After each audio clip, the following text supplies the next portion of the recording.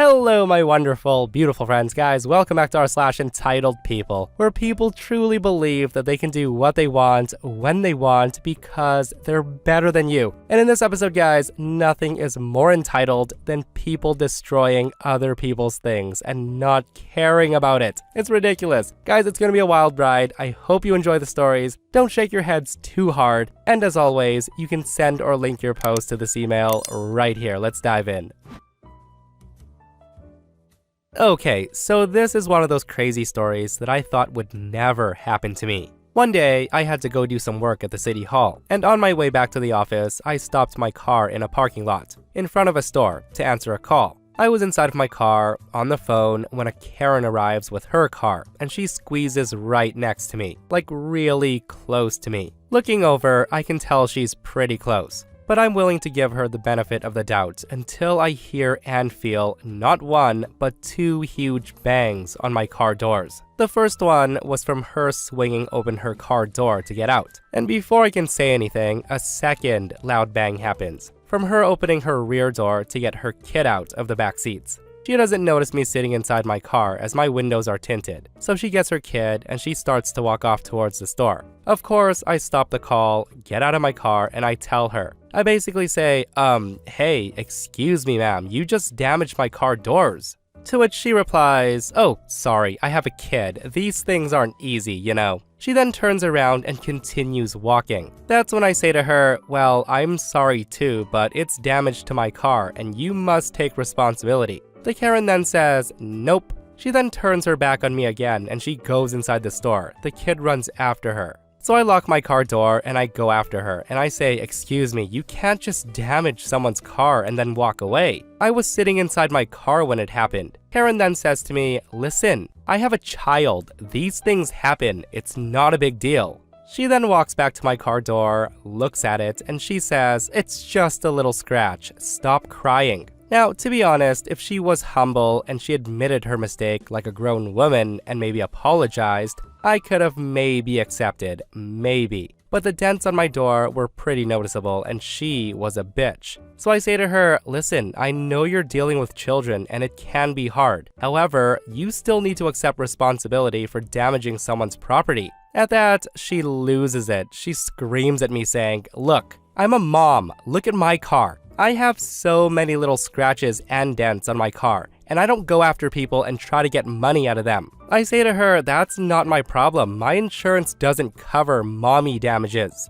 She then says to me, stop screaming, you're scaring my child. Now, her kid was a bit confused, but not really scared, and also, I wasn't screaming, she was. So I say to her, listen, I work hard to get my things, and I don't want my car to be damaged. What you do with your property, it's on you. Mine, it's on me. Let's exchange insurance information and not make a big deal out of this. Hearing me mention insurance, she starts screaming how I don't understand how hard it was having kids, and I could easily pay the damage myself as I probably have no family. I try to reason with her and she just grabs her kid and she puts them in the car and ends up driving off. I know several moms that would never have this behavior, so yeah, she was the crazy one. I ended up getting her license plate and going to the police. So the moral of the story is, make sure your insurance covers mommy damages. Oh man, I would be fuming if I was OP, guys. Like, not once, but twice she hits his car. And not even by accident. Like, it wasn't her trying to squeeze her way out of a tight spot. She just throws her door open, not caring about damaging other people's doors. That's such an a-hole move. And really, using her kid as an excuse to be able to do those things is just so sad. Like, you know, lots of other people have kids too, right, Karen? And they go their whole lives without smacking their car doors into other vehicles. Like, that is just absurd. So I worked as a front desk supervisor for a hotel for 3 years, and I can tell you, entitled hockey parents were some of the worst people ever to deal with. The worst team to visit was from California. They were affluent, cocky, and inconsiderate. The whole week, there were arguments with staff of color and other hockey parents, and we were glad we quarantined them to the top floor, the 8th floor, away from other teams. The last night of the tournament lined up with a big fight on pay-per-view, and the hockey parents were slowly filtering back from a sports bar down the road. I was on the late shift this time, with the head of security, who we'll call Dawn. We were laughing because it was almost peaceful. Around 11 p.m., we get a call from a frantic guest saying their bathroom light was raining. I sent engineering up to the 5th floor, and a few moments later, he calls down on the radio that he needs Don and the other 2 engineers immediately. That's when the kitchen manager radioed, saying a part of the ceiling collapsed and water had flooded into the kitchen. Another call rang out from housekeeping, saying the same thing happened in the laundry room and break room adjacent to the kitchen. All the flooding reports were from the same wing of the building, and we just renovated rooms on that side. We were concerned that something happened to a water pipe somewhere during construction, but the head engineer wouldn't be back until morning. That's when we get another call. This time was from a businessman on the 8th floor, saying that water was rushing into his room from the hallway, and Don heads up there. Don comes back down about 30 minutes later, and he's furious. He's soaked up to his shins. One of the California hockey parents got wasted and then decided he wanted a bath. He then plugged up the tub and then turned the nozzle on high. The guy then went to sit on the couch and he fell asleep with the water still on. Based on the timeline talking with other parents and his son, who left the room when dad came back drunk, the tub had most likely been running for hours. The dad was still plastered, and Don left him up there in the care of a fellow hockey parent, so he could decide what to do with the GM. I gave the rundown to the overnight staff and told them that I would be back in the morning to relieve them. It was one of those few times that I was glad to have back-to-back shifts because I could see how the whole story played out. The next morning, the GM and the head engineer were still racking up the cost of damages, but it was easily over $10,000. In addition to his own room, he damaged recently renovated rooms on floors 8 through 4. And once it got to the 3rd floor, it followed the wiring and pipes through the walls, down to the kitchen, laundry room, break rooms, where it then busted through the ceiling. Now, the thing is, there are safeguards in hotels to deal with the occasional overflowing tub or toilet, but the volume from the constantly running tub was enough to overpower the system. It was up to me to get a copy of the dad's ID and get the GM when he arrived.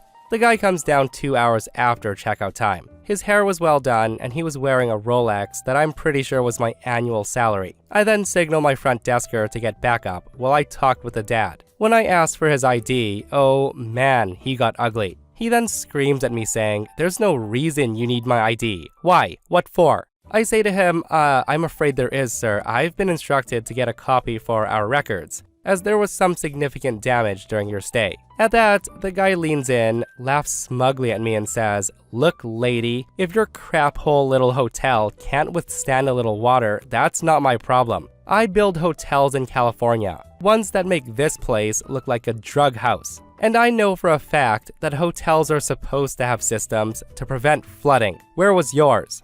The guy was just screaming at me every sentence, blowing hot whiskey breath all over me. I say to him, "Yes, sir, they do, but in this case, you happen to..." He then screams at me saying, "I happen to? Excuse me? I know you're only doing this because I make more money in a minute than you'll see your entire damn life. You think you can suck money out of me? I'm telling you right now, you don't want to go down this road with me." He said that while giving me a cocky smirk. I just smiled politely, reiterated that he needed to hand over his ID, and then the GM comes whipping around the corner. He relieved me to go on break, but I heard the GM say, "I'm trying to handle this civilly. If you want to make this difficult, I'm sure the police would be thrilled to accommodate you." I know they filed a claim with insurance, but I don't know much of what happened after that. I hope he paid for every penny. Oh, me too, OP. And by the sounds of it, it's definitely way more than $10,000 worth of damages, especially since it's water damage. Like, holy, what an idiot. And I can't believe he argued with OP. Like, I just ran the water for a few hours while I passed out. What's the big deal? It only destroyed like 4 floors. Guys, I am still in shock that he passed out and let the water run for hours, and then have the nerve to blame it on the hotel. And then on top of that, basically throw his money in OP's face and then say they're not getting a dime from him. Aren't rich, entitled people the worst? So here is a little backstory. I play racquetball. For those who don't know what it is, it's more or less like squash, but with a way more big and bouncy ball, and also different racket styles. After years of practicing and playing, my trainer told me that he thought I was good enough and that I should enter a tournament. The winners would be getting a trip to play in the state tournament, and if I won that, I would also get a trip to the national tournament. So I did it. Nothing to lose, right? This happened during the quarterfinals of the state tournament. I managed to make it that far. However, when it was around 5 minutes before my next match against my next opponent, I feel someone tap on my shoulder, and here he is. It's a huge man, just staring at me with a sort of a fake smile and a natural glare in his eyes. The dialogue was something like this. The guy says to me, "Hi." I say to him, hello. He then says to me, "So you do play good, boy, I was watching you." I just reply, "Thanks." And then he says to me, "You know, the boy you're about to face next is my son, and he's been practicing this for years. He's really good." At this point, I thought it was just an attempt to be a good sport. So I say, "Well, me too. I suppose it's gonna be a really good match then." The guy says, "Yeah, sure, about that. I was actually wondering if you could just, quit." Hearing that, I'm shocked. I say to him, "Quit?"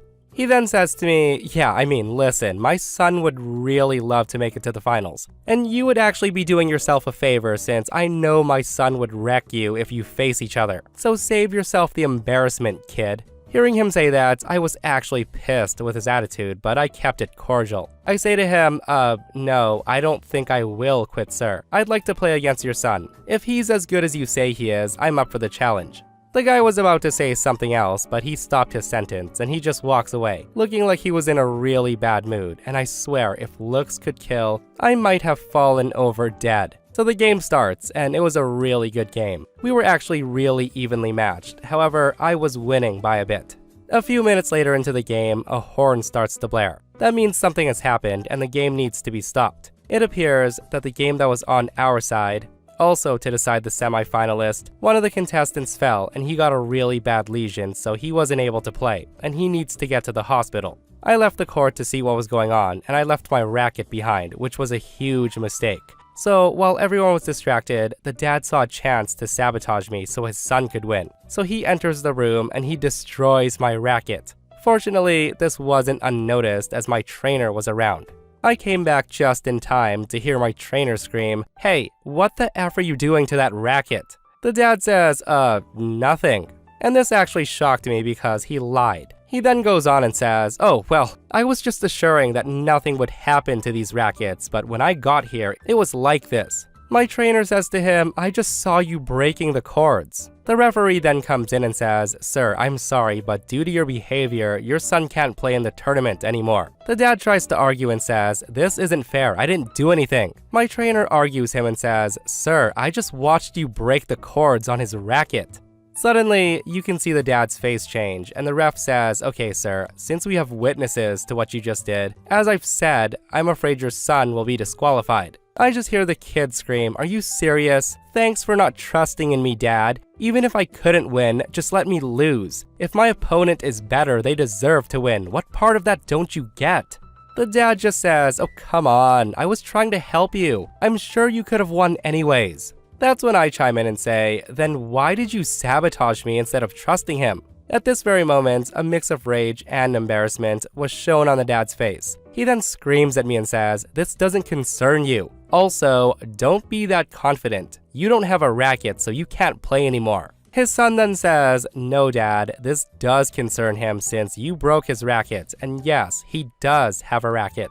At this point, I was actually surprised, since the kid grabs his own racket, which was way newer than mine, and more expensive as well, and he gave it to me. He then said to me, "Please, take this as an apology for my dad's behavior. I hope you win the tournament." The dad just screams, "Don't give him that racket. I bought that for you." The kid just says, "Well, we owe him a new racket, so..." At this moment, security arrives and escorts the dad away with his son. The dad was enraged at this moment because his son was on my side. I just felt bad for the kid for having to deal with his dad. What happened next is that I got myself into the finals, but I ended up losing against someone who was way better than me, so he was a much better player than I was. You know what, reading this, guys, I can't help but to feel bad for the kid. Like, it's gotta suck living with a parent like that. Someone who always wants you to win, to the point that they'll sabotage others to help you win when they don't even think you're good enough. And I will admit, guys, I've got a lot of respect for that kid, for giving OP his racket in the end. And hopefully, the dad learns to just let his kid lose after that. Like, yeah, as a parent, you always want your kid to win, I get it. But losing is just as important because a lot of the times, the losses are what drive someone to become better. I'm a 24-year-old female, and I previously posted about one of my mother's younger friends, a Karen, in her early 40s, who I first knew as carefree and wonderful until she had her first kid. That child ended up being a complete brat with her mother's encouragement. But soon, Karen had another child, a son, 4 years old, who I did kind of like because he wasn't as intense as his older sibling. As of last night, that's changed though. For some context, my mother's greatest joy in life, other than her kids, is antiquing. She dresses every room in her house very carefully, and she'll often stop at every vintage shop around to find a piece of furniture, sometimes using road trips to find new antique stores and examining what's inside of them. I used to hate going with my mom to these stores, but since she took all 3 of us kids and told us that these used to belong to other people, I think it gave us an early respect for other people's things. We were never the kids to break stuff or jump on furniture, in our homes or anyone else's, and I'm pretty sure that contributed to it. When my mom was pregnant with my oldest sibling in 1990, she found a small circular wooden table with 3 curved legs topped with a circle made of marble. The shop owner told her it was 70 years old, so she bought it, shined it up, and stuck it in her living room, where it became a staple of our house. The coffee table lasted her through 3 kids' college graduations, a move in 2000, and countless family parties and events, still shiny and looking new and gorgeous. It's as much a part of the family now as any of us kids. Now to last night. Karen's birthday recently occurred, so since she had given Mom a birthday celebration, Mom decides to return the favor, inviting Karen, her husband, and their kids to our house for lobster. I'm not a fan of this. Whenever Karen and her kids come over, my mom makes a serious effort to give the kids something fun to do while the adults talk. We have a collection of coloring books, blocks, Legos, dolls, puzzles, action figures, and a TV in the basement from when my siblings and I were growing up. Mom even brought them some new toys herself, but inevitably, the kids will play down there for like 2 minutes and then come up to their mom to complain that they're bored, and then proceed to wreak havoc on our house. My parents have warned the kids many times to not jump on things, but they do not listen. The oldest kid is also very combative and likes to pull hair and hit people, as I learned firsthand. One time, he broke a holiday decoration given to my dad by his late mother. Of course, Karen coddles her kids and coos that they're the best in the world and all that BS. I've told my mom repeatedly that I don't want to be around the kids or their parents, but she brushes it off. In fact, she likes to tease me for not interacting with Karen and not coming downstairs when they're visiting. And she says that Karen should not get in the way of me living my life. I live with my folks, and I'm invited to attend the party, but I make my usual choice of opting out. Since I've just finished the first week of a new job, I intend to celebrate with a day at the bookstore and a night with friends. But yesterday morning, as I was preparing to leave, Mom asked me why I was going to leave her to deal with the 2 kids by herself. I told her that I wasn't going to let them get in the way of me living my life. She just laughed, and she wished me a good day, and I left. My day was wonderful. I spent the morning and early afternoon at my favorite bookstore, and then the evening with my friends at a wine bar and the night with them at a karaoke room. I come home around 11:30 that night, where my parents are asleep on the couch watching TV. So I wake them up, tell them about the day, and they seem genuinely happy it went so well. To be polite, I ask how the party went. My folks then got quiet, and then they look at each other, and my mother, sounding very drained, tells me to go into the living room, the next room over. Confused, I look through the doorway and I immediately see why. The beautiful table, now a century old, is broken. The 3 curved wooden legs were bisected and splintered, and there's a crack in the marble top and a collection of wood shards littering the carpet. I asked them what happened. So earlier in the day, around 6:30 p.m., my dad and Karen's husband went to pick up my grandpa, plus a steamer for the lobster. While they're away, Mom had worked to settle the kids in the basement and reminded them to not jump on anything, and then gone to converse with Karen. As they're talking, my mom leaves to go to the restroom at the other end of the house. She stops in the kitchen before returning, and she hears a crash in the living room. Mom runs in, and lo and behold, Karen's son had become bored, come upstairs to the living room, and started jumping on all the furniture, including the ancient table. And that's when it broke. And this all happened while Karen was watching. My mother is predictably horrified, and she stares as Karen examines her son for injuries and reassures Mom that the kid is fine.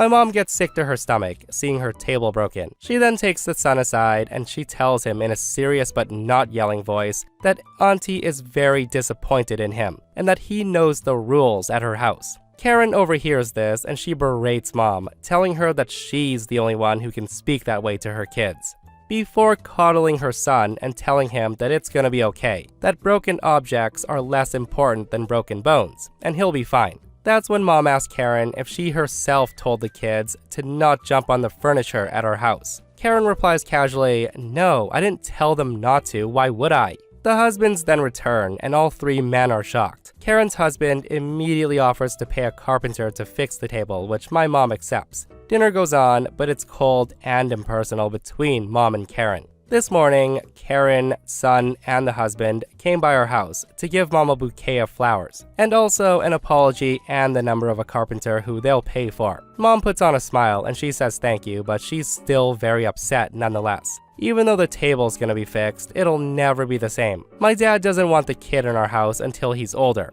Mom says she'll be keeping her distance from Karen for the time being, since she can't teach her kids to respect other people's property or discipline them properly. My heart breaks for my mom. I don't plan on having kids anytime soon, but if I do one day have kids, I'll make sure to teach them at an early age to respect other people and their things. Guys, I'm so heartbroken for OP's mom, because even if that table does get restored, it'll never be the same again. Like a 100-year-old antique table destroyed, all because a Karen let her kid jump on a table. Like, who in their right mind lets a kid jump on top of a table? Like couches, I understand, because couches are bouncy and fun, but tables? Really? She does know her child could have gotten badly hurt, right? And guys, it makes it so much worse that Karen's like, "Oh, my kid destroyed your century-old table?" Well, you know what they say, broken objects don't compare to broken bones. Or whatever mumbo-jumbo she said to try to soften the blow. Absolutely ridiculous, Karen. OP's mom should call friends off at that point.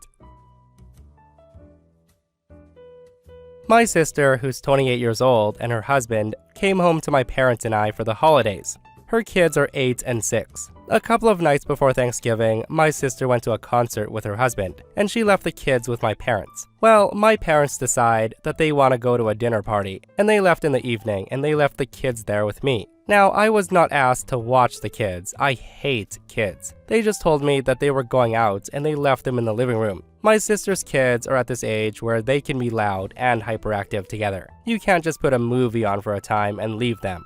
I'm in my last year of school, and I actually didn't go hang out with some friends so I could study. So when I noticed this, I just left them alone. I went to my room to study and locked the door. I heard a lot of banging, screaming, and ruckus, and I checked on them to be sure they weren't injuring themselves, but I let them do as they please because I wasn't asked to watch them. They ended up causing quite a bit of damage. They broke the TV by throwing stuff at it, and they got into my mom's oil paints and smeared them everywhere. Oil paint was on the curtains, walls, sofa, rugs, ceiling, everywhere. They also had thrown dog food everywhere. Water and juice was spilled in the kitchen. It was a wreck. Honestly, I just laughed. However, get this. My mom expects me to pay for damages. My mom said I was an a-hole for not just studying downstairs and watching the kids. I told her it was not my responsibility to watch them. I told her that she should ask my sister for the money because they're her kids. My whole family's been fighting about this for several days. So am I the a-hole here?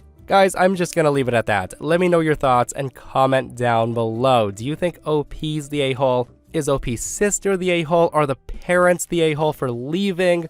I personally think everybody sucks here because 1. The sister should be raising kids who behave better at someone else's house. 2. The parents should have totally asked OP before leaving for a dinner party when they agreed to watch the kids. And 3. OP does suck a little for being that petty and letting the damage get that bad. That's a little bit over the top.